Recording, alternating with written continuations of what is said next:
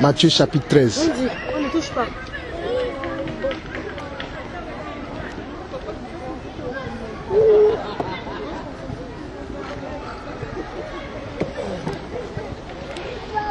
On va courber la tête, on va juste prier. Père, nous te bénissons, nous te glorifions parce que tu nous as fait la grâce de te connaître et de recevoir ta parole, qu'elle vienne de toi. Père, dans le nom de Jésus, nous ouvrons nos cœurs cet après-midi pour recevoir ta parole. Seigneur, fais que tout ce que nous avons reçu, de tout ce que nous croyons, qu'il n'y ait pas de toi, ta parole qui va sortir aujourd'hui puisse balayer toutes ces choses de nos cœurs, de nos pensées, et que nous puissions maintenant recevoir la vraie parole, celle qui vient de toi, celle qui est le pain, celle qui est la manne cachée. Merci Seigneur au nom de Jésus. Amen. Amen. Je vais parler des paraboles des 3 terrains. Matthieu chapitre 13. Cette même histoire, on le trouve en Marc chapitre 4 et en Luc chapitre 8. On nous dit, ce même jour, Jésus sortit de la maison et s'assit au bord de la mer. Une grande foule s'étant assemblée auprès de lui, il monta dans une barque et il s'assit. Toute la foule se tenait sur le rivage. Il leur parla en parabole sur beaucoup de choses et il dit. Il leur parla en parabole sur beaucoup de choses et il dit. Jusqu'aujourd'hui, Jésus parle encore en parabole. Je dis jusqu'aujourd'hui, Jésus parle encore en parabole. Il n'est réservé qu'aux enfants de Dieu, ceux qui sont prédestinés à son royaume, de comprendre ce que Jésus dit. Amen. Verset 4. Un semeur sortit pour semer, comme il semait, une partie de la semence tomba le long du chemin. Les oiseaux vinrent et la mangèrent. Une autre partie tomba dans les endroits pierreux, où elle n'avait pas beaucoup de terre. Elle leva aussitôt, parce qu'elle ne trouva pas un sol profond. Mais quand le soleil parut, elle fut brûlée et sécha, faute de racines. Une autre partie tomba parmi les épines. Les épines montèrent et l'étouffèrent. Une autre partie monta dans la bonne terre. Elle donna du fruit, un grain 100, une autre 60, un autre 30. Que celui qui a des oreilles pour entendre, entende. Les disciples s'approchèrent et lui dirent, pourquoi leur parles-tu en parabole? Jésus leur répondit, parce qu'il vous a été donné de connaître les mystères du royaume des cieux et que cela ne leur a pas été donné. Car on donnera à celui qui a et il sera dans l'abondance, mais à celui qui n'a pas, on ôtera même ce qu'il a. J'aime bien le verset 11. Jésus leur répondit, parce qu'il vous a été donné. Parce qu'il vous a été donné de connaître les mystères du royaume des cieux et que cela ne leur a été pas donné. Donc mes chers frères et sœurs, le mystère de la parole de Dieu n'a pas été donné à tout le monde de comprendre. Tu peux avoir bac plus 10, tu peux fréquenter toutes les universités du monde, mais si le Seigneur ne te fait pas la grâce de comprendre ce qui est écrit dans la Bible, tu ne comprendras jamais. Tu vas toujours revenir sur les traditions, les coutumes, tel a dit ceci, tel a dit ceci, mais tu n'auras pas la révélation de la parole. Mais quand Dieu lui-même, il va te faire la grâce de comprendre sa parole, tu le comprendras mieux. Amen. Ça, c'est important de savoir ça. À nous qui sommes ici, Dieu nous a fait la grâce de pouvoir connaître sa parole et de le comprendre. Amen. Mais ce n'est pas à tout le monde que cela a été donné. Parce que Jésus lui-même, il le dit ici. Il dit, parce qu'il vous a été donné. Donc c'est un don de Dieu de recevoir déjà la parole et de le comprendre. C'est un don. Si tu n'as pas ce don-là, tu vas lire mais tu ne comprendras pas. Amen. C'est pour ça que des fois, avant même que je lis la Bible, quand j'ouvre la Bible, je dis, Seigneur, voici ta Bible. Voici ta parole. Je t'en prie, Seigneur, aide-moi quand je vais la lire de comprendre. Parce que je sais que si je ne la lis pas, comme toi tu le veux, je ne le comprendrai pas. Parce que je te prie, Seigneur, fais-moi la grâce de connaître ce que je lis. C'est très important parce que la Bible, ce n'est pas comme les romans, ce n'est pas comme... C'est vraiment, comme certains le disent, c'est un livre sacré. Et il n'y a que... Parce que c'est un livre qui comprend beaucoup de mystères. Et c'est Dieu qui fait qu'on révèle les mystères qui sont dans cette Bible-là. Nous continuons sur ce verset. Car on donnera à celui qui a et il sera dans l'abondance, mais à celui qui n'a pas, on notera même ce qu'il a. C'est pourquoi je leur parle en parabole, parce qu'en voyant, ils ne voient point, et en entendant, ils n'entendent point, ils n'entendent ni ne comprennent. Et pour eux, s'accomplit cette prophétie d'Isaïe. Et pour eux, s'accomplit cette prophétie d'Isaïe. Vous attendez de vos oreilles, et vous ne comprendrez point. Vous regarderez de vos yeux, et vous ne verrez point. Car le cœur de ce peuple est devenu insensible. Ils ont endurci leurs oreilles ils ont fermé leurs yeux. De peur qu'ils ne voient de leurs yeux, qu'ils n'entendent de leurs oreilles, qu'ils ne comprennent de leur cœur, qu'ils ne se convertissent et que je les guérisse. Mais heureux sont vos yeux parce qu'ils voient, vos oreilles parce qu'elles entendent. Vous qui êtes ici cet après-midi, je veux vous dire de la part du Seigneur que vous êtes heureux. Ce n'est pas moi. De la part du Seigneur que vous êtes heureux parce que vous comprenez ce que nous lisons aujourd'hui. Vous comprenez ce que la parole de Dieu veut nous enseigner. Vous comprenez ce que l'Esprit de Dieu veut nous dire parce qu'il n'est pas donné à tout le monde de comprendre la parole de Dieu. Regardez à ce monsieur-là. On a pris le temps de parler. Mais non. Et à la fin, il a même dit que il a pensé qu'il a gagné même. Il a dit, je pense que vous avez posé des questions auxquelles vous n'avez pas répondu. Pauvre qu'il est. Mais que Dieu ne lui retienne pas ce qu'il vient de dire là. Parce qu'il ne lui a pas été donné de comprendre. Au lieu de s'asseoir et de comprendre, il rentre dans l'orgueil même en disant que non, je vous ai posé des questions, vous n'avez pas répondu. Lui, il est plus que nous ici. Nous sommes combien ici? Nous sommes combien de frères, combien de sœurs ici? Et lui, il est tout seul.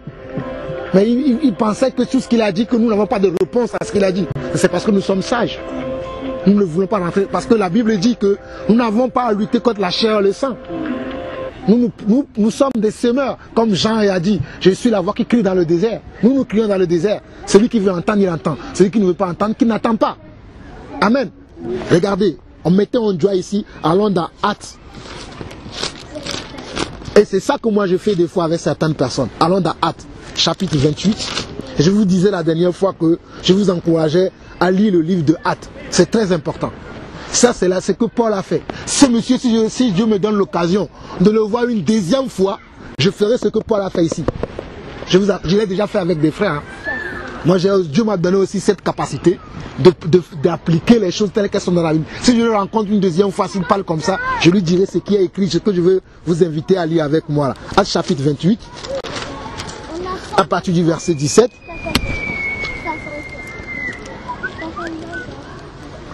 On nous dit qu'au bout de 3 jours, Paul convoqua les principaux des Juifs et quand ils furent réunis, il leur adressa ces paroles. Hommes frères, sans avoir rien fait contre le peuple ni contre les coutumes de nos pères, j'ai été mis en prison à Jérusalem et livré de là entre les mains des Romains. Après m'avoir interrogé, ils voulaient me relâcher parce qu'il n'y a point en moi rien qui mérite la mort. Mais les Juifs s'y opposèrent et j'ai été forcé d'en appeler à César, n'ayant du reste aucun dessein d'accuser ma nation. Voilà pourquoi j'ai demandé à vous voir et à vous parler, car c'est à cause de l'espérance d'Israël que je porte cette chaîne. Aujourd'hui, vous aussi, vous et moi, c'est à cause de l'espérance que nous avons en Jésus-Christ que les gens nous traitent de fous, de cons, de je ne sais pas quoi, de tout ce qu'on peut avoir, comme même des esclaves. Mais moi, je suis esclave de Jésus et je l'affirme. C'est bien d'être esclave de Jésus. Verset 20. Voilà pourquoi j'ai demandé à vous voir et vous parler, car c'est à cause de l'espérance d'Israël que je porte cette chaîne. Il lui répondit, nous n'avons reçu de Judée aucune lettre à ton sujet, et il n'est venu aucun frère qui ait rapporté ou dit du mal de toi. Mais nous voulions apprendre de toi ce que tu penses, car nous savons que cette secte rencontre beaucoup de l'opposition. Il lui fixait un jour, et plusieurs vinrent le trouver dans son logis. Paul leur annonça le royaume de Dieu, en rendant témoignage et en cherchant par la loi de Moïse et par les prophètes à les persuader de ce qui concerne Jésus. L'entretien dura depuis le matin jusqu'au soir. Des fois quand Paul rencontrait des gens, ça traînait du matin jusqu'au soir. Tout à l'heure, c'est pour ça que j'avais la patience d'écouter ce monsieur pour qu'il dise tout ce qu'il avait à dire. Mais je sais que je vais revenir sur le point essentiel pour dire tu as dit tout ça, mais moi j'avais ça à te dire. Mais malheureusement, il n'a pas le temps. C'est pour ça que je dis que si je le rencontre une deuxième fois, si on doit prendre même 24 jours pour parler, on prendra 24 jours pour parler. Parce que la Bible nous dit aussi dans 2 Timothée, le frère Alain a cité tout à l'heure ce verset-là, dans 2 Timothée chapitre 3, que toute écriture est inspirée de Dieu. Qu'on doit prêcher l'évangile en toute occasion, favorable ou non. J'étais impatient, mais c'est ce verset-là qui me faisait que j'avais ma patience pour pouvoir l'écouter. Parce que ce que l'occasion soit favorable ou non, moi je dois l'écouter pour après essayer de s'aimer. Parce que c'est un terrain. Amen. Verset 25. Comme il se retirait en désaccord, Paul n'ajouta que ces mots. Des fois quand ils arrivent, qu'on n'a plus le temps de poser les fondements, de revenir à ce qu'on doit dire. Et qu'après, les gens ne suivent pas ce qu'on doit dire. C'est ce qu'il faut faire. Suivez bien ce que je lis. Hein. Comme il se retirait en désaccord, Paul n'ajouta que ces mots. C'est avec raison que le Saint-Esprit, parlant à vos pères par le prophète Ésaïe, est dit, va vers ce peuple et dit, vous entendrez de vos oreilles et vous ne comprendrez point. Vous regarderez de vos yeux et vous ne verrez point. Car le cœur de ce peuple est devenu insensible. Ils ont endurci leurs oreilles et ils ont fermé leurs yeux, de peur qu'ils ne voient de leurs yeux, qu'ils n'entendent de leurs oreilles, qu'ils ne comprennent de leur cœur, qu'ils ne se convertissent et que je ne les guérisse.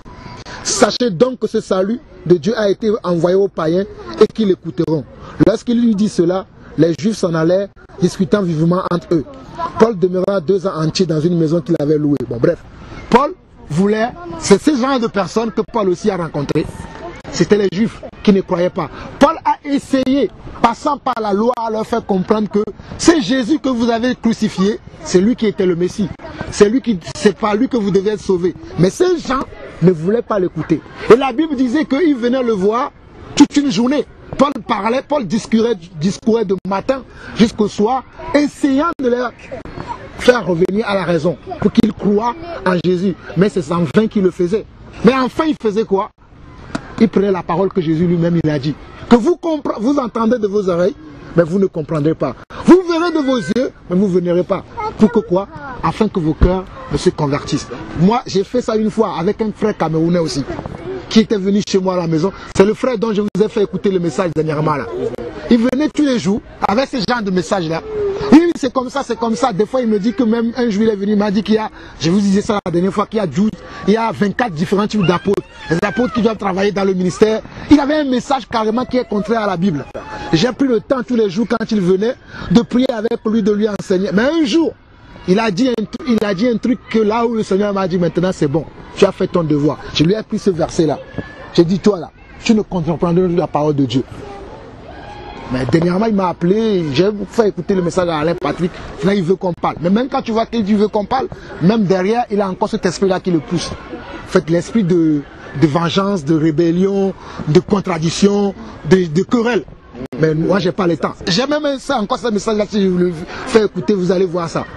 Mais nous avons le devoir, quand nous sommes en face de ces gens-là, de leur faire ça. C'est pour ça que je voulais vous montrer ça. Paul n'était pas là quand Jésus disait ça à ses disciples. Mais Paul a rencontré Jésus plus tard. Et Jésus a enseigné Paul. Et Paul s'est mis tout le temps à appliquer la parole. Et nous devons aussi le faire. Mais il y a un processus. Quand tu trouves la personne, tu prends le temps. Paul n'a pas dit tout de suite à ces personnes-là. Il a pris le temps du matin jusqu'au soir de leur expliquer la parole. Mais si la personne n'écoute pas après, il applique ça.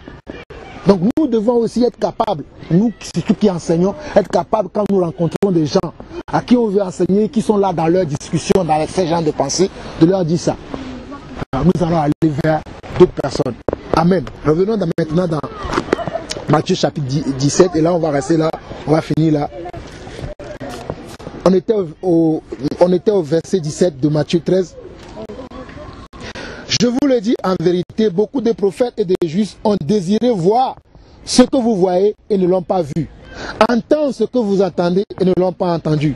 Vous donc écoutez ce que signifie la parabole du semeur. Mes amis, jusqu'aujourd'hui, si vous lisez la Bible, vous ne comprenez pas et vous rentrez dans votre chambre. Jésus, fais-moi comprendre la Bible, il va vous faire comprendre la Bible. Il y a beaucoup d'enseignements que j'ai reçus. Il n'y a personne qui est venu me dire, Jean-Paul, non, je suis là simplement, le Seigneur me dit, ouvre ta Bible. Lis, des fois, la nuit même, il me réveille. Lis la Bible. Des fois même, je me réveille la Bible, je me dis exactement, ouvre dans tel chapitre, tel verset, je lis. C'est comme si je reçois comme ça, va lire la Bible. Ou bien je prends un chapitre, il me dit, va lire un tel chapitre. Je lis les chapitres et je reçois. Parce que Dieu est encore capable de nous enseigner la Bible. Comme il a dit dans 1 Jean 2. Mon onction vous enseignera toutes choses. C'est vrai que Dieu a fait la grâce à chacun d'entre nous, à certains parmi nous de nous enseigner. Mais Dieu enseigne encore aujourd'hui. Quand vous lisez la Bible, vous ne comprenez pas. Demandez au Seigneur. Seigneur, je veux comprendre. Si c'est au milieu de la nuit, il va vous enseigner. Même si c'est dans la journée, il va te dire, lis. Et pendant que tu vas être en train de lire, il va t'expliquer, tu vas comprendre l'esprit qui est derrière la parole. C'est cette parole-là, quand Jésus l'avait dit, certains ne l'ont pas compris. Ils ont pensé à autre chose. Mais quand Jésus a commencé à expliquer, c'est là où même les apôtres, je dis bien les apôtres, ont compris ce que Jésus avait dit précédemment. Et c'est là où je veux nous amener. Verset 19. Lorsqu'un homme écoute la parole du royaume et ne le comprend pas, Qu'est-ce que le malin fait? Le malin vient et enlève ce qui a été sémé dans son cœur. Cet homme est celui qui a reçu la semence le long du chemin. Regardez bien, verset 19. Lorsqu'un homme écoute la parole du royaume et ne la comprend pas, quand tu écoutes la parole, tu ne la comprends pas. Il faut demander au Seigneur, je veux la comprendre. Mais si tu te laisses comme ça, le malin va venir pour te donner autre compréhension. Moi, quand je ne comprends pas quelque chose, je prie, je demande au Seigneur, je veux comprendre. Je reste même bloqué là-dessus. Des fois, je lis les versets, même 2 semaines, parce que je veux comprendre. Si je ne comprends pas, je ne passe pas à autre chose. Et regardez bien, il dit, lorsqu'un homme écoute la parole du royaume et ne la comprend pas, le malin sait. Quand on comprend, on agit. Mais quand on ne comprend pas, on est dans la confusion. Donc le malin sait que tu es dans la confusion. Qu'est-ce qu'il va faire? Il va venir derrière pour te troubler dans ta confusion, pour t'amener autre part. C'est d'où l'importance de prier pour demander au Seigneur, je veux comprendre. C'est pas un péché quand tu dis au Seigneur, je n'ai pas compris ce que le frère a dit. J'ai été là avec eux, mais j'ai dit amen. Mais mes amen n'étaient pas vrais. Seigneur, explique-moi maintenant. Prends ton temps à relire encore. À relire. La foi vient de ce qu'on entend, et ce qu'on entend vient de la parole de Dieu. Il n'y a pas un péché de relire la parole chaque fois. Des fois même, moi, j'écoute la Bible. J'ai la Bible dans mon portable, je le mets à écouter. Je me dis, oh, cette semaine, je vais écouter que Matthieu. Des fois même, je me bloque sur un chapitre. Je l'écoute en boucle. Mes amis, ça travaille. Ça travaille beaucoup. Si vous pouvez le faire, faites-le. Ce n'est pas une doctrine, mais je dis ça pour vous aider. Le malin vient et enlève ce qui a été sémé dans son cœur. Cet homme est celui qui a reçu la semence le long du chemin. Celui qui a reçu la semence dans les endroits pierreux, c'est celui qui entend la parole et la reçoit aussitôt avec joie. C'est comme certains d'entre nous. Avant de venir tout à l'heure, on a parlé de la sœur Laurie. On reçoit la parole dans la joie. Je suis heureux pour le Seigneur. Je vais même mourir pour lui. Mais aussitôt quand il y a une tribulation, on va le voir dans la suite. Mais il n'a pas de racine en lui-même. Il croit pour un temps. Et dès que survient une tribulation ou une persécution à cause de la parole, il y trouve une occasion de chute. C'est ce que je disais tout à l'heure. Nous, aujourd'hui, nous sommes traités comme des balayeurs de ce monde. Nous sommes traités comme des fous. Parce que nous voulons marcher comme la parole. Il y a des gens, quand tu nous regardes, oh, ces gens-là, c'est des fous, ceux-là. Ils pensent que c'est eux qui comprennent la Bible mieux que nous. Pourtant, c'est vrai. Nous connaissons ce que nous disons. Mais ils se moquent de nous. Mais regarde, lui, il parle. Il est qui, lui? Oh, ces gens-là, c'est des fous. Ils nous traitent, au fait. Ils nous donnent un surnom. Oh, dès qu'ils te voient, ah, c'est encore lui. Il y a des gens, même dès qu'ils te croisent sur leur chemin, ah, je croise encore le frère là. Ma journée est perdue. Mais pourtant, tu as la vérité. Mais si tu n'as pas de racine en toi, quand les gens vont commencer à te quitter, tu vas dire tu as un problème. Donc tu vas vouloir te compromettre et vivre comme les autres. Mais mes amis, qu'il ne soit pas ainsi pour nous ici.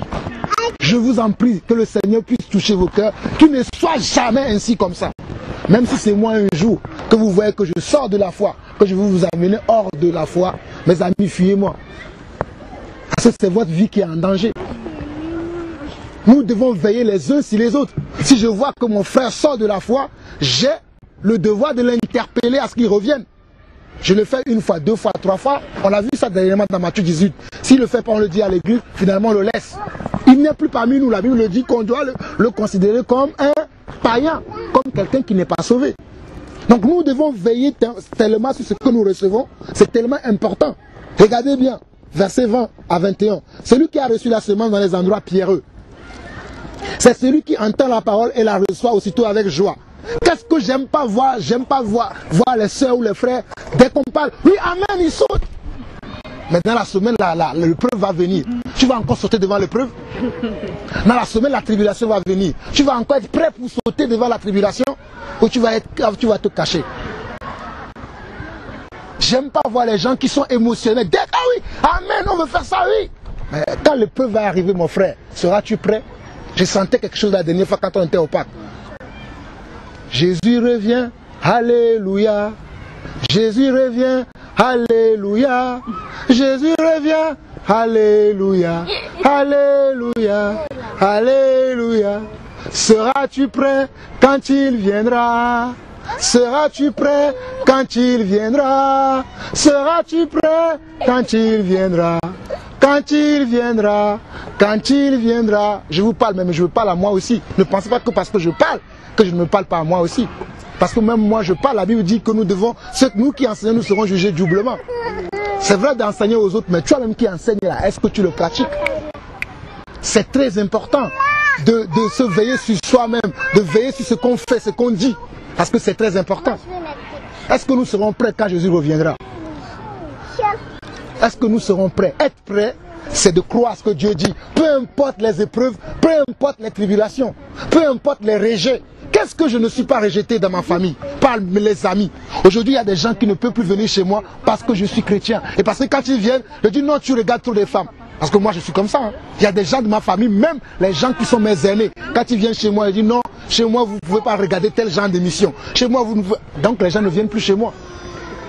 Mais je suis fier de cela. C'est ma vie. C'est très important de vivre comme ça. Nous ne devons pas nous corrompre parce que nous voulons faire... La Bible dit, hein, les mauvaises compagnies corrompent les... Nous devons veiller à cela avec une entière persévérance. Mes amis, je le dis encore. Nous devons veiller à cela avec une entière persévérance. Je suis quelqu'un, je suis dur avec moi-même. Je suis tellement dur. Il y a une soeur qui m'a dit cette semaine que tu es trop dur, Jean-Paul. Ben oui, le royaume des cieux, c'est les violents qui s'en emparent. Il faut être violent dans l'esprit. Et la violence, c'est d'être dur avec soi-même. Connaître ses failles et pouvoir fermer pour ne pas tomber là-dedans. Amen. Et regardez bien ce que le verset nous dit. Mais il n'a pas de racine en lui-même, verset 21.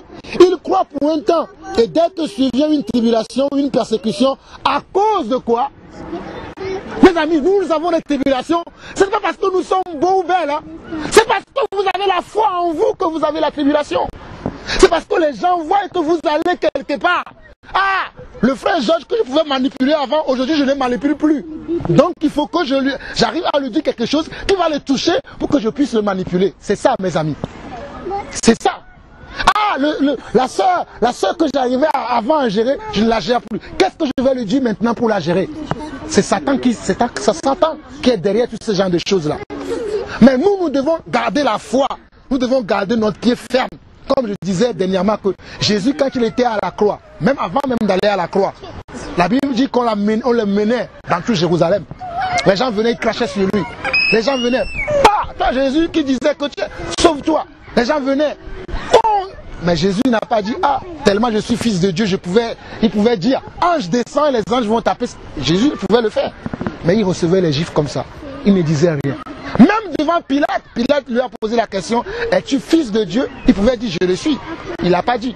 Mais lui-même, il a dit, tu suis. Oui, je sais que tu l'es. Et Jésus lui a répondu, maintenant, c'est toi qui le dis. Et il va lui dire après, il n'a aucun autre pouvoir qui peut être donné si cela ne vient pas de mon Père qui est dans les cieux. Même à la croix, même quand Jésus était à la croix, il avait demandé de l'eau. Qu'est-ce qu'on lui a donné? Du fiel. Mes amis, il a souffert. Donc nous devons souffrir. Armons-nous de la pensée de souffrir dans la chair, de souffrir dans nos émotions, parce que notre émotion, nos égos vont prendre des fois des coups. Venant même des frères chrétiens, je vous assure mes amis. Venant même des frères chrétiens. Parce que parmi nous, il s'est glissé des faux frères et des fausses sœurs. Moi je le dis tout le temps. Parmi nous, il s'est glissé des faux frères et des fausses sœurs. Et cela, pour nous faire quoi? Pour que nous soyons dans la tribulation. Mais dans le nom de Jésus, nous avons vaincu cette tribulation-là. Dans le nom de Jésus, nous avons vaincu ces épreuves-là. Amen. Amen. C'est très important. Amen. Verset 22. Celui qui a reçu la semence parmi les épines, c'est celui qui entend, j'aime bien cette partie mes amis, j'aime bien celle-là. Celui qui a reçu la semence parmi les épines, c'est celui qui entend la parole, mais en qui les soucis du siècle et la séduction des richesses étouffent cette parole et la rendent infructueuse. Je le lis bien, ce verset 22. Celui qui a reçu la semence parmi les épines, c'est celui qui entend la parole, mais en qui les soucis du siècle et la séduction des richesses étouffent cette parole et la rendent infructueuse.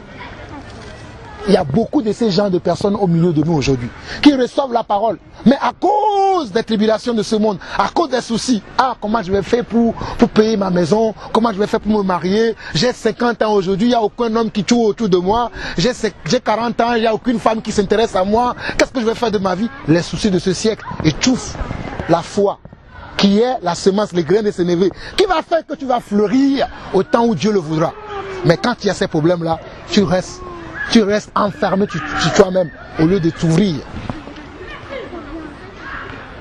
Ou bien, ah oui, c'est parce que oui, tu es dans les affaires ne marchent plus.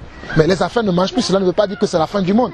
Attends un moment convenable, Dieu va faire que tes affaires vont marcher. Ah oui, tu es là, tu ne trouves pas du travail. Oh, moi je suis là, ça fait des années que je cherche du travail, mais pourtant je suis enfant de Dieu. Ceux qui sont les païens, c'est eux qui ont toujours le travail. C'est eux qui ont toujours la promotion dans le travail. Mais moi qui sers le Seigneur, moi qui... Regardez, nous perdons encore notre temps ici.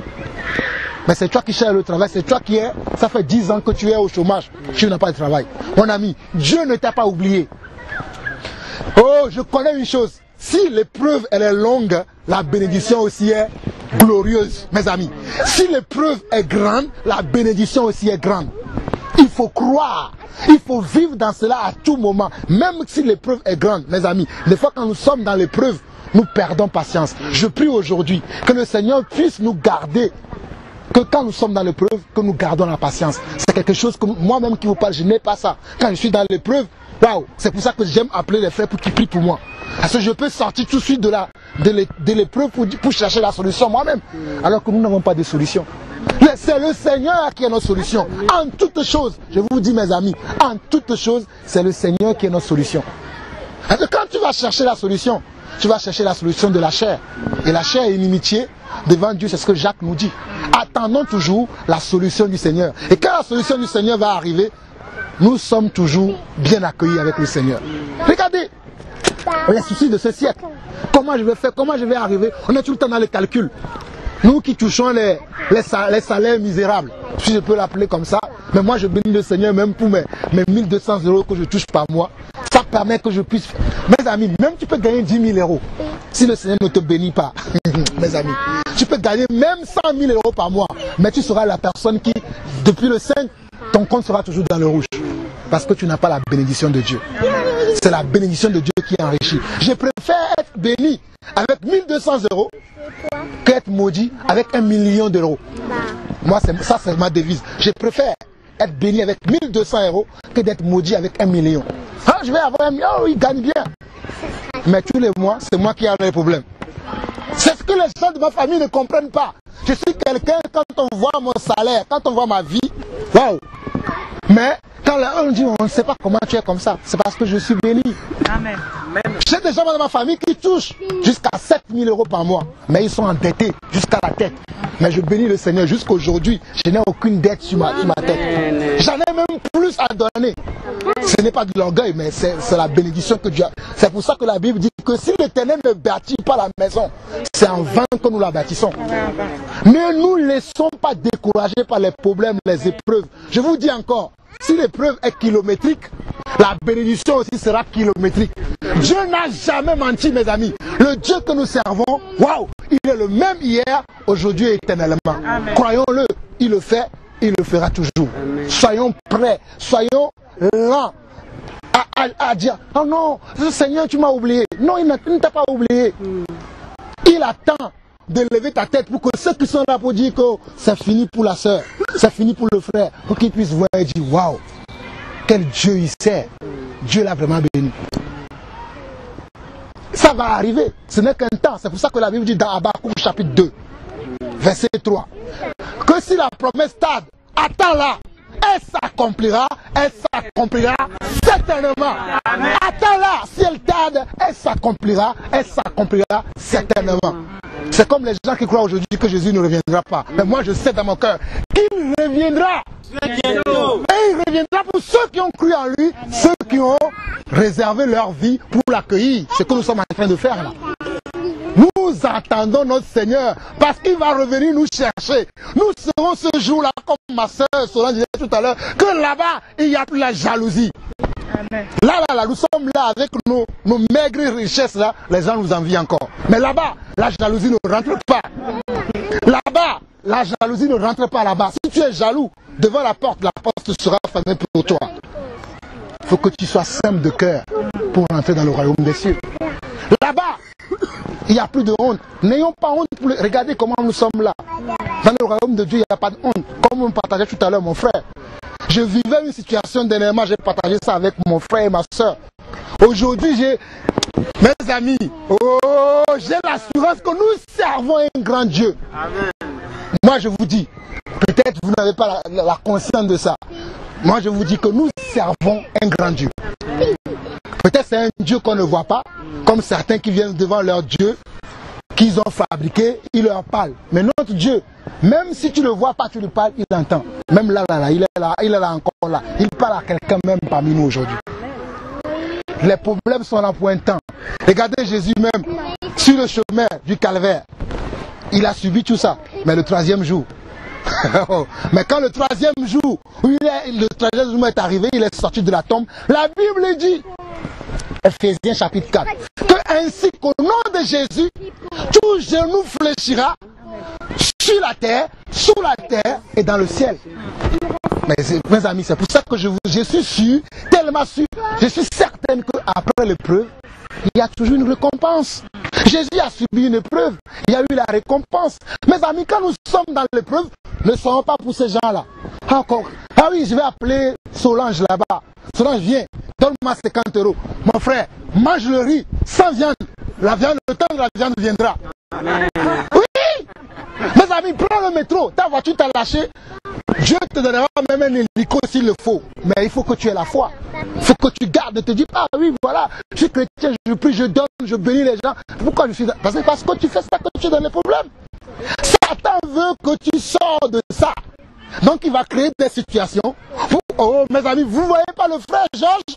Je dis le frère Georges. Le frère Job, c'est ce qu'il pratiquait toute sa vie. La Bible dit dans Job chapitre 1 que Job, tous les jours, je dis bien tous les jours, il n'y a aucune journée qui est passée dans la maison de Job sans que les bœufs, les vaches ont été tués pour le pardon de ses péchés, de sa femme et de ses enfants. Tous les jours il faisait ça. Mais un jour, Dieu a appelé tous ses enfants. Et la Bible dit que Satan aussi est venu. Il dit, ah voilà, oh, tu sais Seigneur mon Dieu, c'est parce que Job là, tu le soutiens qui fait ça. Laisse-moi, moi je vais m'occuper de lui un peu pour voir s'il va te suivre encore. Et Dieu a dit, va, mais ne touche pas à sa vie. Mon frère, ma soeur, je te dis encore aujourd'hui, peu importe la grandeur du sorcier, tous les magies qu'il a, si Dieu ne dit pas que prends sa vie, personne ne peut toucher à ta vie. C'est pour ça que moi je n'ai peur de personne. Parce que je sais que si Dieu ne permet pas qu'on touche ma vie, personne ne peut toucher à ma vie. Je suis sur terre pour accomplir sa mission. Le jour où le Seigneur décidera que, Paul a dit, j'ai combattu le bon combat, j'ai achevé ma course. Le jour où je mourrai, sachez que, même si vous attendez que c'est une voiture qui m'a renversé, dites gloire à Dieu, il a achevé sa course. Mais si je n'ai pas encore achevé ma course, même si une voiture me renverse, je vais me relever encore. Vous n'avez pas vu le frère Paul dans la Bible? On l'a tapé jusqu'à on pensait qu'il était mort. Mais non, le gars il s'est relevé, il a continué à prêcher Christ plus qu'il le prêchait avant même. La Bible dit que tout ce qui a été écrit l'a été pour notre instruction, pour nous servir d'exemple, pour que nous ne décourageons pas. Tout ça, c'est des modèles. Dans le monde, quand on crée une voiture, on va dire qu'on va trouver, comme on appelle, des cobayes pour essayer la voiture. Ils vont essayer, ils vont dire, ah, il a telle puissance, il a telle chose, il a telle chose. Après, on va le commercialiser. Nous sommes des enfants de Dieu. Dieu a utilisé tout ce qui s'est passé dans le passé pour, après que quand nous venons dans le royaume, pour que cela nous serve d'exemple, pour que nous soyons ces véritables enfants qui ne reculent devant rien. Je dis bien qui ne reculent devant rien. Peu importe la taille du démon qui est en face de vous, du problème qui est en face de vous, la solution est là. Jésus de Nazareth. Peu importe la maladie qui est devant vous, la solution est là. Jésus de Nazareth. Vous savez, mes amis, je vais vous montrer quelque chose, ça va vous surprendre. Moi, j'ai le mal de dos. Mais est-ce que vous m'avez vu un jour vous demander la prière? Mais je crois que Jésus m'a déjà guéri. Regardez. J'ai des semelles pour ne pas avoir mal au dos. Ça, c'est parce que j'ai un pied qui est long d'un autre pied de 6 cm. Tout le temps, j'ai mal au dos. La première fois que j'ai prié pour ça, j'ai dit, je ne vais plus demander la prière. Je crois. Parce que j'aime donner des preuves. Croyons que notre Dieu, il peut oh my God. Nous servons, mes amis, fini. Je vous dis que nous servons un grand Dieu. Un jour, j'ai demandé au Seigneur, pourquoi je prie pour mon dos, Le Seigneur me dit, j'avais dit à l'apôtre Paul, que tu as une écharpe, ma grâce te suffit. Vas-y mon fils. Depuis ce jour-là, quand j'ai prié pour lui, je ne prie plus. Parce qu'il m'a dit, sa grâce me suffit. Gardons courage, peu importe la taille du problème, la taille de, je ne sais pas, l'immensité de tout ce qui tombe sur nous. Des fois, quand on a les factures qui tombent là, la source, c'est ça. Les impôts, la taxe d'habitation, taxe de tout ça là, on dit, ah oui, comment je vais faire? Dieu sait, Matthieu 6, 33. Il dit, vous, enfants de Dieu, ne cherchez pas ces choses. Ce sont les païens qui recherchent ces choses-là. Vous cherchez premièrement mon royaume, ma justice. Merci Seigneur. Je n'ai pas prévu ça, mais le Seigneur me dit d'aller là-bas. Matthieu chapitre 6. Matthieu chapitre 6.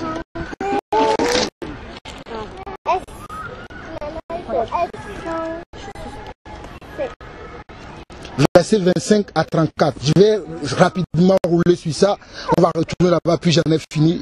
Donnez-moi encore 10 minutes, j'ai fini. Matthieu chapitre 6, verset 25 à 34.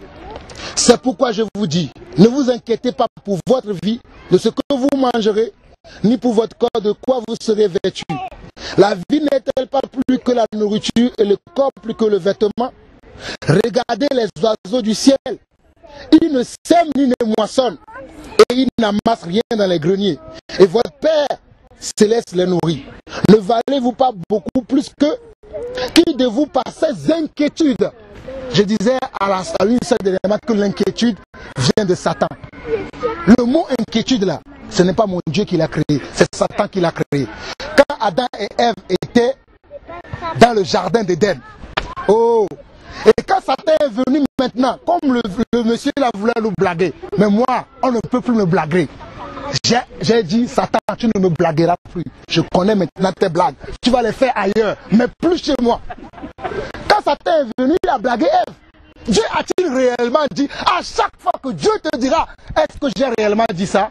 Sache que Dieu, ou bien sache que Dieu veut t'élever quelque part, et Satan, lui, veut te blaguer. Pour te dire, tu crois que ça c'est pour toi? Ça oui, c'est que pour le frère Jean-Paul. Qui a dit ça? Voici les signes qui suivront ceux qui auront cru. Voici les signes qui suivront, en d'autres termes, voici les signes qui suivront les enfants de Dieu. Es-tu enfant de Dieu ou pas? Donc il y a des signes qui doivent te suivre. Ces signes-là ne sont pas pour que le frère Alain Patrick ou que pour un tel ou un tel. Les signes sont pour tous ceux qui sont enfants de Dieu. Et si tu es enfant de Dieu, tu dois croire que l'inquiétude ne vient pas de Dieu. Je vous dis encore ce mot-là. Balayer. Moi, tu sais, la dernière fois quand je parlais de ça, j'ai dit, je vais même enlever ce mot-là dans mon dictionnaire. Et j'ai mis une encre noire dessus pour dire inquiétude, tu ne m'auras plus. C'est ça ce que Satan a fait. Il a dit à Ève, crois-tu que Dieu a-t-il dit réellement que vous ne toucherez pas, vous ne mangerez pas? Et quand Ève a cru à ce que Satan a réussi son coup, et c'est là où le péché est venu dans le monde. Je continue. Regardez les oiseaux du ciel, ils ne sèment, ils ne moissonnent. Non, on avait déjà lu ça. Verset 27. Qui de vous, par ses inquiétudes, peut ajouter une coudée à la durée de sa vie? Et pourquoi vous vous inquiétez au sujet du vêtement? Considérez comment croissent les lits des champs. Ils ne travaillent ni ne filent. Cependant, je vous dis que Salomon même, dans toute sa gloire, n'a pas été vêtu comme l'un d'eux. Mais je sais que Salomon n'a pas travaillé pour Pharaon. Salomon, il était... Mais on nous dit que Salomon, dans toute sa gloire, même... Oh my God, quel Dieu nous servons. C'est pour ça que j'aime quand le frère Alain me dit que j'aime quand tu dis que nous servons un grand Dieu. Moi, je sers un grand Dieu. Oh, le Dieu que je sers, il est même... non, la taille de ceux... Si on réunit tous les parcs de Paris, il ne peut pas contenir sa gloire. Du monde. Il ne peut pas contenir la gloire de Dieu que vous et moi nous servons. Vous imaginez qui vous servez? Mes amis, rendez-vous compte de qui vous servez. Quand vous allez quelque part, vous dites que vous... Affirmez-le. Moi, dans mon travail, je dis que je suis enfant de Dieu. Qu'il le croit ou pas, je m'en fous. Moi, je suis enfant de Dieu. Je ne vais pas me taire, faire comme certains, quand ils vont dans un endroit, ils ne veulent pas s'affirmer. Ah, s'ils savent que je suis chrétien, ils vont me licencier. Qui te licencie? Tu n'es pas dans ce verset-là. Moi, je suis dans ce verset qui me licencie. Je suis enfant de Dieu. Même dans mon immeuble, tout le monde sait que je suis enfant de Dieu. Quand je sors, tout le monde dit, ah, il est encore sorti. C'est ça ce que vous devez être. Vous pensez que quand Pierre et Jean ils étaient sur la terre, quand ils sortaient, ils se cachaient. Ils subissaient la même chose que vous et moi nous subissons. Pire même encore. Parce que aucun de nous n'a déjà dit à quelqu'un, lève-toi. Et il s'est levé. Je prie. Moi, je veux vivre la Bible. Je ne sais pas pour vous, hein, mais moi, Jean-Paul Lawson, je sais qu'un jour, je vais vivre ça, je vais vous dire, frère, je vous disais ça s'est accompli aujourd'hui. Amen. Au nom de Jésus. Tous les jours, quand je vais au travail, je vois un monsieur qui, tous les jours, demande de l'argent. Même cette semaine, je me suis dit, je vais lui dire, après, je me suis dit, si je lui dis ça, ne s'accomplit pas. J'ai commencé, inquiétude. Vous voyez, inquiétude. Je me suis tué. Inquiétude. Je l'ai dépassé. Après, j'ai commencé. J'ai dit, mais c'est comme ça. C'est comme ça que les apôtres ils faisaient. Ils disaient, ça arrivait. Après, je me suis dit, ah, si je dis ça, n'arrive pas. Les gens vont me voir. Vous voyez comment. Bon, on y va, on avance. Inquiété. Verset 28, verset 29. Cependant, je vous dis, Salomon, j'ai lu ceci. Verset 30. Si Dieu rêvait, on a vu aussi, qui demain sera jeté au fou, ne vous vêtira plus fort, à plus forte raison, gens de peu de foi. Tout à l'heure, le frère en partie m'a dit que mercredi, vous avez parlé de la foi. Si Dieu parle encore de ça aujourd'hui, c'est pourquoi. Ne vous inquiétez donc point. Il n'a pas dit pas, hein. Ne vous inquiétez donc point.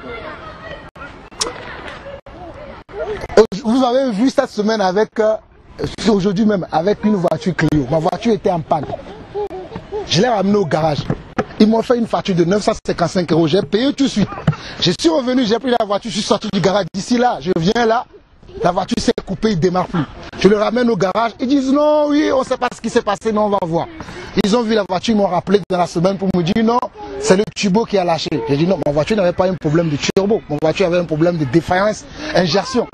Mais vous me dites aujourd'hui que c'est le turbo. Débrouillez-vous de comment vous allez faire pour me réparer la voiture parce que je n'avais pas un problème de turbo.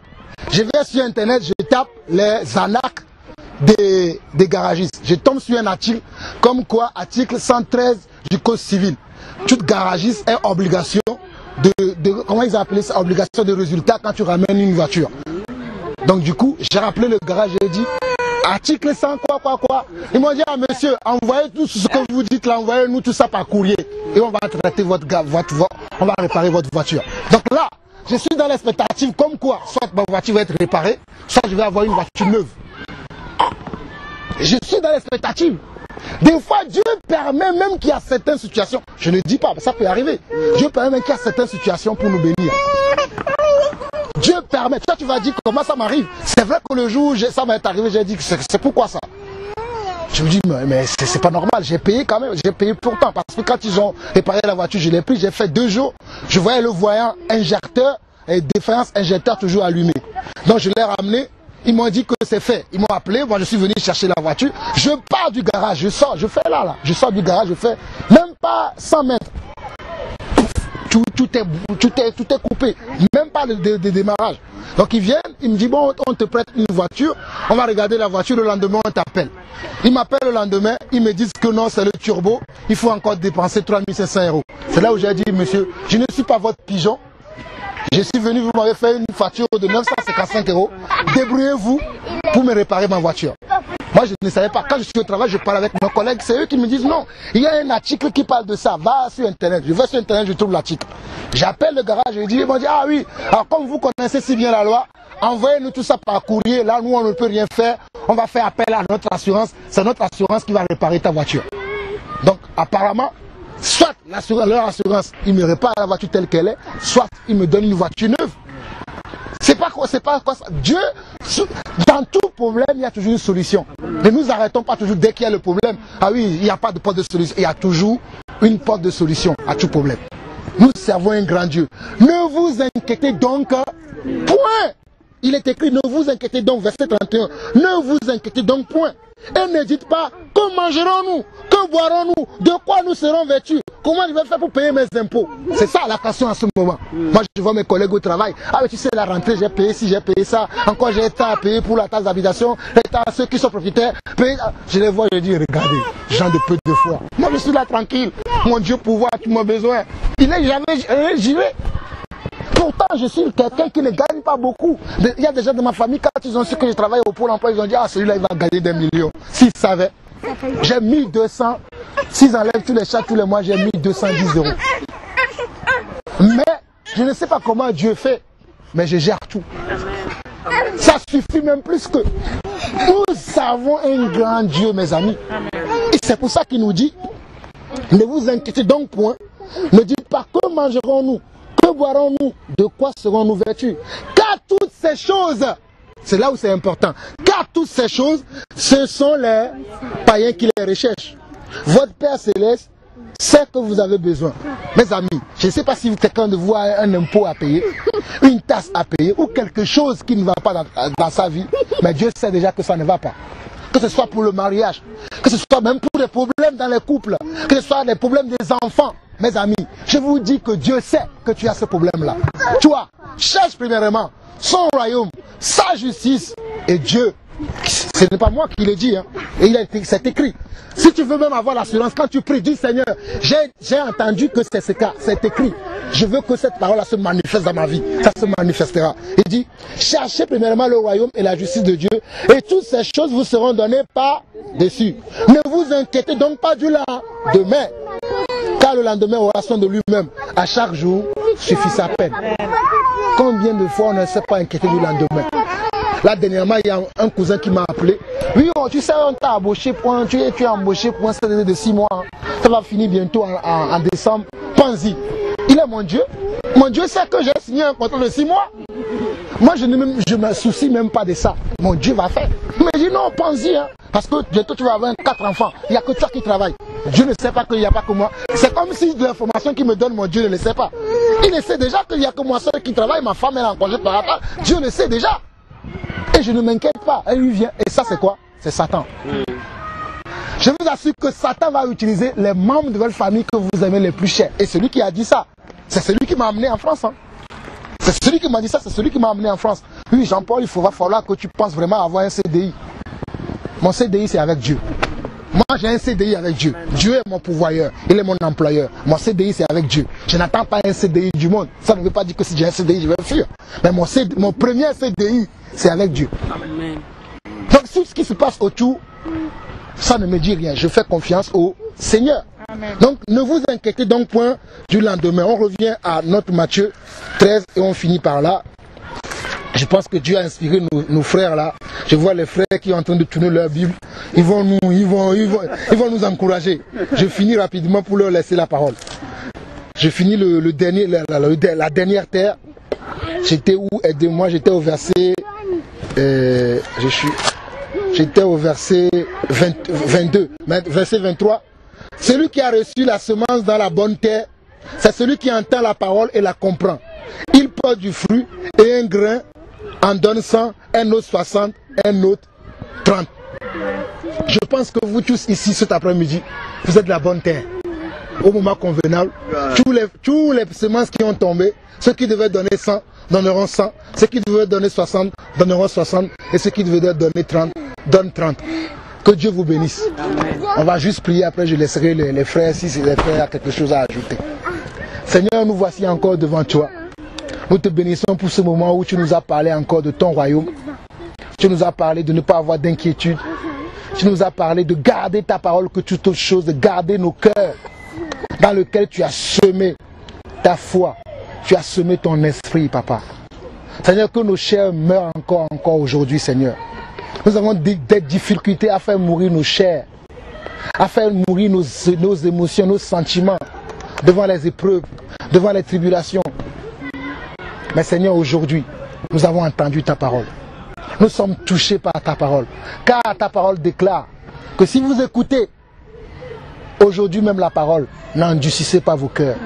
Seigneur, que cette parole adoucit nos cœurs aujourd'hui, afin que l'ennemi qui essaye de passer par n'importe quel moyen, afin de nous faire sortir de la foi et nous faire sortir de ta parole, nous décrétons maintenant un échec total à toutes ces ruses et à toutes ces manigances dans nos vies, dans la vie de nos enfants, dans la vie de nos frères et sœurs et dans la vie de l'Église, Papa.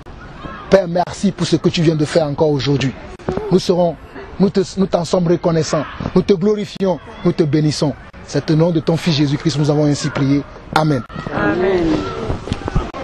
La parole est à vous, mes chers frères.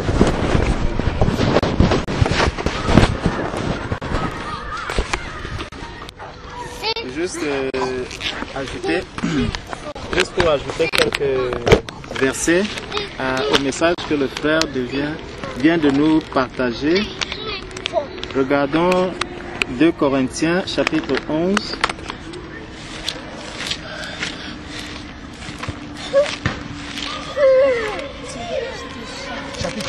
Chapitre 11 à partir du verset 18.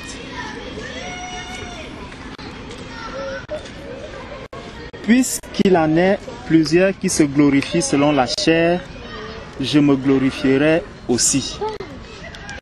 Donc, ça veut déjà dire que Paul, lorsqu'il s'adresse ici aux Corinthiens, il dit, certains se glorifient selon la chair, lui aussi peut se glorifier selon la chair. J'espère quand même que de nous tous qui sommes ici, personne de nous ne peut dire qu'il a la chair, que son corps n'est constitué que d'os. Donc, chacun de nous a quand même de quoi se glorifier, à la seule différence que lorsque le monsieur qui était assis tout à l'heure parlait, lui, il se glorifiait de toute sa connaissance, de l'immense connaissance qu'il a du Coran, de la Torah et de ceci. Et dans son esprit, il était sûr qu'il avait la plus grande connaissance parce qu'il a balayé tous ces livres. Et je me demande bien si vraiment il avait reçu la connaissance du Seigneur pour pouvoir lire la parole de Dieu et surtout la comprendre, comme le frère disait tout à l'heure, et tel que le Seigneur l'a dit dans Matthieu 11, chapitre verset 25. Donc, il dit ici, au verset 19, « Car vous supportez volontiers les insensés, vous qui êtes sages. » Donc, beaucoup disent qu'ils sont sages. Et le Seigneur, justement, a dit que cette parole, les sages de ce monde ne vont pas la comprendre parce que leur esprit n'est pas fait pour comprendre la parole de Dieu. La parole de Dieu ne peut être reçue que par celui qui porte l'esprit du Seigneur. Donc, nous étions en train de dire que, justement, celui qui n'a pas l'Esprit de Dieu en lui ne peut pas comprendre le message que le Seigneur voudrait transmettre à son peuple. Parce que ce message est destiné d'abord aux enfants de Dieu. Celui qui prendra la Bible et la lira comme un roman ne pourra absolument rien comprendre. Le Seigneur dit, en ce temps-là, Jésus prit la parole et dit, « Je te loue, Père, Seigneur du ciel et de la terre. » Il n'est pas que le Seigneur du ciel, il est le Seigneur du ciel et de la terre. Ça veut dire que tout ce qui est dans les cieux et sur la terre lui est soumis. Il sait exactement qui lui appartient, qui est à lui dans ce monde. Bien sûr bien qu'il soit le créateur de toute l'humanité, le créateur de toutes choses, mais il sait qui exactement lui appartient, qui fait partie de son royaume, qui est son enfant. Et il dit, je te loue, Père, Seigneur du ciel et de la terre, de ce que tu as caché ces choses aux sages et aux intelligents, et de ce que tu les as révélées aux enfants. Le Seigneur a caché ces choses aux sages et aux intelligents, ceux de ce monde qui se disent déjà avoir obtenu des diplômes, des doctorats en ceci, en théologie, de ceci, et ça me rappelle le partage que nous avons eu lorsque nous distribuions les traités avec un monsieur, et le monsieur nous demandait s'il faut être pasteur pour baptiser et tout, et nous lui avons fait comprendre que non.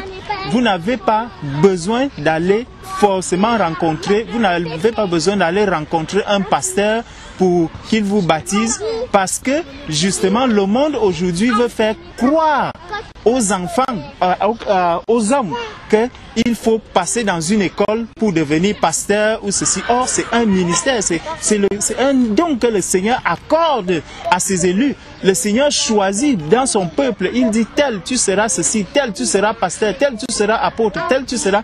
Et chacun de nous justement a ce talent, chacun de nous a ce don que le Seigneur lui a accordé gratuitement.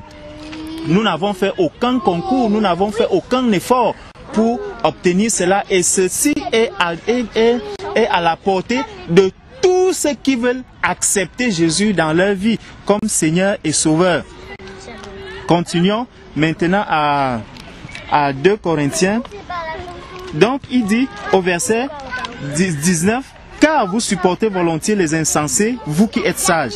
Si quelqu'un vous a servi, si quelqu'un vous dévore, si quelqu'un s'empare de vous, si quelqu'un est arrogant, l'arrogance, parce que celui de ce monde qui a déjà obtenu, qui a déjà fait de grandes études, qui est allé à l'ENA, qui a fait ceci, lorsque vous allez lui parler de la parole de Dieu, il vous dira, mais écoutez, moi je lis la Bible, c'est pas ce que moi je comprends, la parole de Dieu, déjà il faut savoir qu'elle se contredit, vous pouvez écouter telle chose à ce niveau et plus tard vous recevez autre chose. Et ça justement confirme le fait que cette parole n'est pas à la portée des sages de ce monde. Parce que quelqu'un déjà qui arrive à dire, dès que quelqu'un nous sort cette parole en disant la parole de Dieu se contredit, automatiquement comprenez que celui-là n'a pas encore l'Esprit du Seigneur.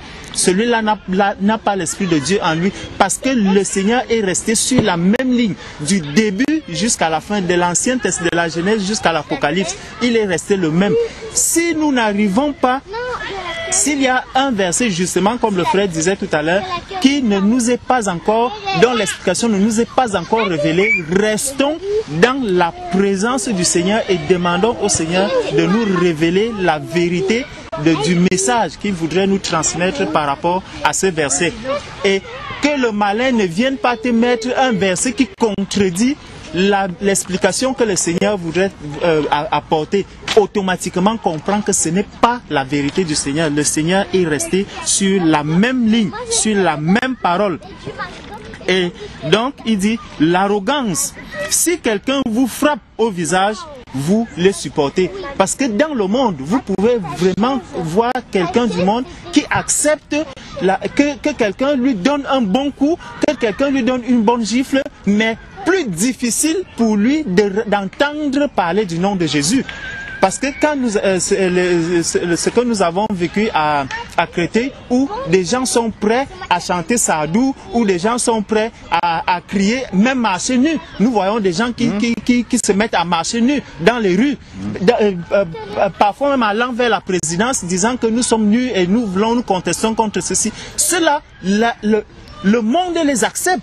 Et ils se disent que oui, ils doivent être protégés, leurs droits doivent être protégés. Mais dès que vous prononcez le nom de Jésus dans un parc qui est aussi public, automatiquement, voilà la police qu'on veut appeler, voilà ceci. Et ça devrait nous montrer que le monde accepte vraiment celui qui est son souverain, c'est-à-dire le malin.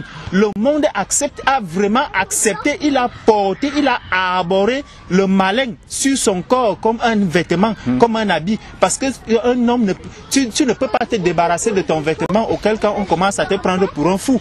Donc le malin aujourd'hui accepte, le monde aujourd'hui accepte le malin justement parce que c'est lui qui est son maître, c'est lui qui est devenu le vêtement du monde aujourd'hui. Satan est entré dans le corps du monde et le monde l'accepte, le monde est joyeux, le monde est fier d'arborer le vêtement de Satan en lui. Et il dit, j'ai honte de le dire, nous avons montré de la faiblesse. Donc, pour ce monde justement, lorsqu'il nous voit, on se dit, oh voilà les faibles, voilà ceux qui sont incapables d'agir, oubliant que vraiment le Seigneur Dieu Tout-Puissant, comme le frère disait, la voiture peut te cogner, mais tu sortiras de là sans égratignure. Si la volonté de Dieu ne s'est pas encore accomplie, si la volonté de Dieu n'est pas qu'à cet instant, tu aies atteint, que tu aies achevé la course.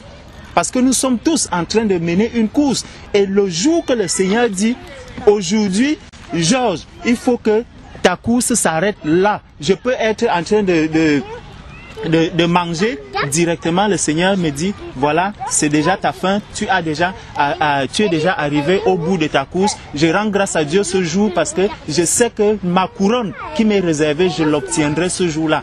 Et donc le Seigneur t'appelle à cet instant et c'est une joie pour le monde, c'est une fierté pour les frères de savoir que nous étions avec un tel frère qui a vécu. Devant nous, nous pouvons donner un bon témoignage parce que le seul bon témoignage qu'on peut recevoir de quelqu'un, c'est le témoignage qui peut venir de l'église.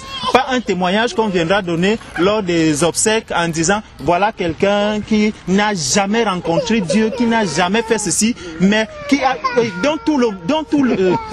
toute une communauté se doutait, mais le jour de son décès, on n'a jamais dit que voilà celui-là était un tueur d'hommes, voilà celui-là qui était un mauvais, c'était un voleur, c'était un brigand. Jamais on ne l'a dit. Vous entendrez toujours que non, c'est quelqu'un qui a servi Dieu, il est allé, il a rendu du bon service aux gens, il a fait ceci. Le monde commence à blanchir. Et justement, lorsque vous blanchissez de cette manière, vous le blanchissez devant Satan, parce que Satan est en train de l'accepter. Satan est en train de venir le recevoir. Et vous le blanchissez devant Satan. Donc, pour Satan, c'est une fierté.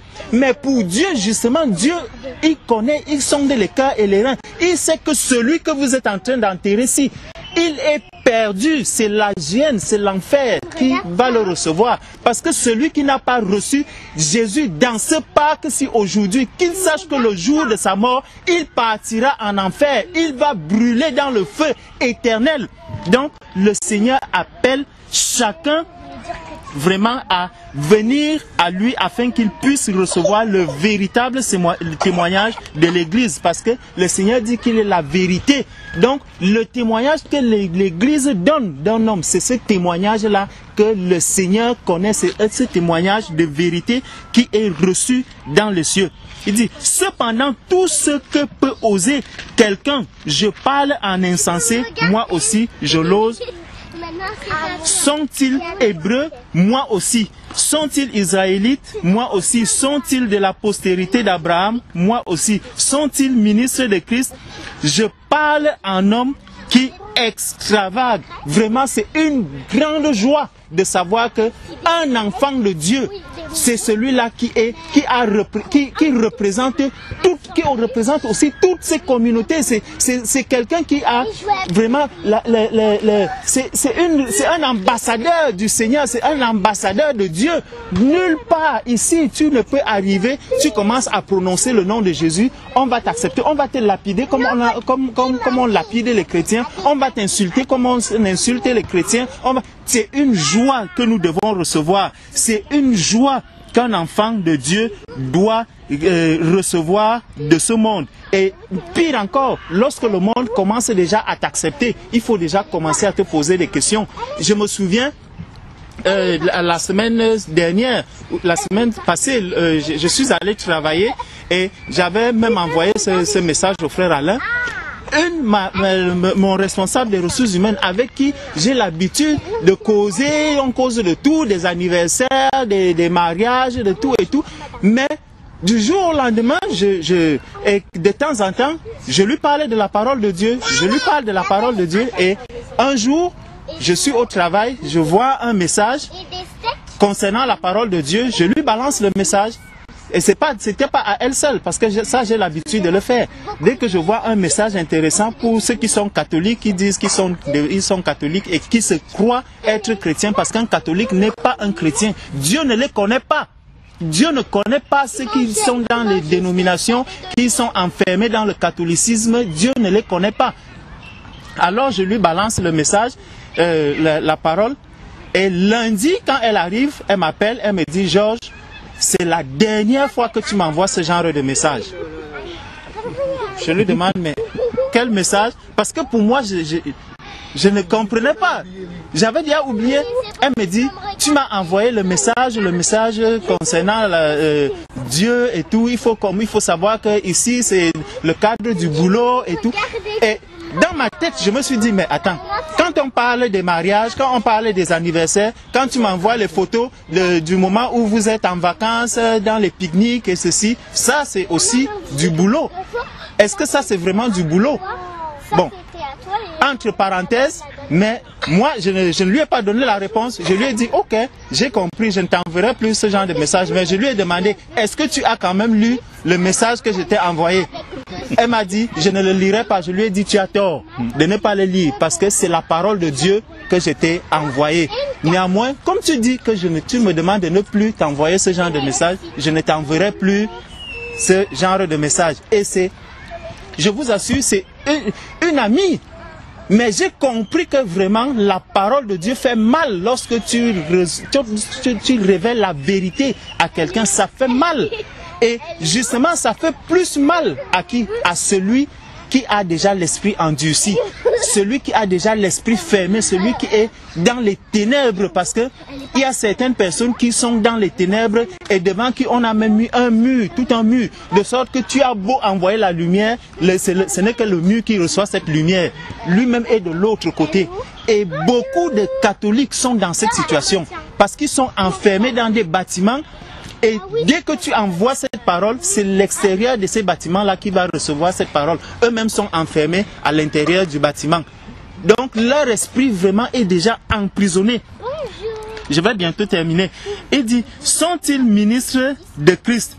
Je parle en homme et je le suis plus encore par les travaux, bien plus par les coups. Ah, gloire à Jésus. Par les coups. Bien plus par les emprisonnements, bien plus souvent en danger de mort. Donc, vraiment, Paul nous dit ici qu'il a été longtemps dans les prisons, longtemps dans les dangers de mort. Et justement, ce que cette RH me disait, c'était, parce qu'elle m'a dit c'est la dernière fois, ça veut dire le jour que je lui envoie encore ce message, c'est directement la porte. Donc, je suis prévenu. Mais je ne manquerai pas que le jour que nous allons dîner ensemble, je ferai exprès que lorsque je prie, que le Seigneur me pardonne, qu'elle voit que je suis encore en train de prier et que ce jour-là, qu'elle me dise que Georges, qu'est-ce que tu es en train de faire? Je vais lui demander, est-ce qu'il m'est déjà interdit de prier?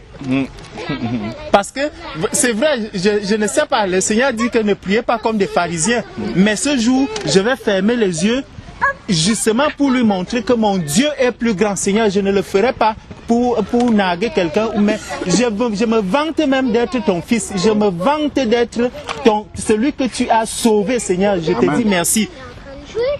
Donc, il dit, je le suis plus encore par les travaux, bien plus par les coups, bien plus par les emprisonnements, bien plus souvent en danger de mort. 5 fois j'ai reçu des Juifs, 40 coups, moins 1. 3 fois j'ai été battu de verge. Seigneur, si on nous amenait à Créteil, à la police, si c'était au Cameroun, on allait être battu correctement. Heureusement, le Seigneur nous a amenés à le connaître en France, où tu vas arriver à la police et on va juste parler sans te mettre des coups. Donc, j'ai été battu de verge. 1 fois, j'ai été lapidé. 3 fois, j'ai fait naufrage. J'ai passé 1 jour et 1 nuit dans l'abîme. Fréquemment en voyage, j'ai été en péril sur les fleuves. Voilà, il dit fréquemment en voyage. Et ça attire un peu mon esprit. Lorsque je vois la manière selon laquelle nous sommes en train de nous déplacer maintenant, je rends grâce à Dieu que nous sommes en train d'accomplir le travail que Paul aussi a fait. Constamment, Créteil, et Champigny, Évry et ceci. Et je vous assure, mes frères, continuons. Même en hiver, nous allons rentrer dans les parcs pour annoncer le message, pour annoncer la parole de Dieu. Partout nous étions à Créteil, personne ne savait qu'il devait avoir une manifestation là-bas, mais c'est le Seigneur qui nous a envoyés. Amen. Il dit, j'étais fréquemment en voyage. Et ça aussi, ça montre que nous ne devons pas rester justement confinés à un seul endroit. Parce que lorsque nous restons enfermés dans une maison ou enfermés dans un bâtiment, tous ceux qui sont à l'extérieur ne peuvent pas recevoir ce message, ne peuvent pas recevoir la parole de Dieu. Et l'apôtre Paul ici nous dit qu'il était constamment en voyage. Ce n'est pas pour montrer comment il était beau, ni montrer encore que lui dit qu'il avait un manteau, qu'il oubliait même et qu'on devait lui envoyer en hiver. Donc, lorsque nous sommes constamment en voyage, nous faisons l'œuvre de Dieu. J'ai été en péril sur des fleuves, en péril de la part des brigands, en péril de la part de ceux de ma nation. Donc, comme le frère disait, quelqu'un de ta propre maison même va commencer à te persécuter seulement au nom de Jésus. En péril de la part des païens. Donc, nous sommes dans la joie de savoir que les païens jusqu'aujourd'hui continuent à nous persécuter. En péril dans les villes, en péril dans les déserts, en péril sur la mer, en péril parmi des faux frères. Donc, comme nous pouvons rester là ayant des frères, nous ne savons pas exactement parce que le fait de se fréquenter est très important. Le fait de savoir, de vivre dans la communion fraternelle est très important parce que nous arrivons à comprendre la vérité. Nous arrivons à déceler des vrais frères, des vrais chrétiens, des faux chrétiens. Parce que beaucoup se disent chrétiens alors qu'ils ont fait naufrage depuis très longtemps. Comme le monsieur qui était assis, qui dit qu'il connaît Jésus, il parle de Dieu, il fait ceci, alors qu'il est loin de la vérité. C'est un faux chrétien, c'est quelqu'un qui ne connaît pas Dieu. Il ne connaît ni la parole de Dieu, ni même n'a jamais vu Dieu. Et il faut vraiment que le Seigneur lui-même vienne travailler dans son corps. J'espère qu'il lira la Bible que les frères lui ont offert. Il dit donc, parmi les faux frères, j'ai été dans le travail et dans la peine, exposé à de nombreuses veilles, à la faim et à la soif, à des jeûnes multiples, au froid et à la nudité. Vraiment, mon frère, quand tu parles du travail et que tu dis que bientôt le travail va finir, ceci, cela, ça ne finira jamais au nom de Jésus. Tu vas trouver au nom de Jésus ce travail. Tu vas passer de travail en travail. Si c'est celui-là que le Seigneur va te donner, le travail qu'il te faut, le travail qui convient à son serviteur. Il dit lui-même, ne vous inquiétez de rien. C'est la parole que le frère a lue. Ne vous inquiétez de rien. Le lendemain, lui-même prendra soin de lui. Un enfant de Dieu ne vit pas dans l'inquiétude. Et je rends même grâce à Dieu parce que tu as barré ce mot. Un enfant de Dieu ne connaît pas l'inquiétude. Il ne vit pas dans l'inquiétude. Lorsque le monde veut te soumettre à quelque chose, tu agis avec la parole de Dieu. Le Seigneur ne nous donne pas une autre puissance, une autre force que celle que lui-même a. Nous avons la force du Seigneur. Le Seigneur a mis une puissance. C'est une puissance. Il ne s'est pas limité. Il n'a pas dit que j'enverrai la force sur vous. Il a dit la puissance. La puissance, elle est au-delà de la force. Elle est au-delà. Ça veut dire nous sommes élevés. Nous sommes je ne sais pas, le mot n'existe pas encore. Parce que les enfants de Dieu ont une certaine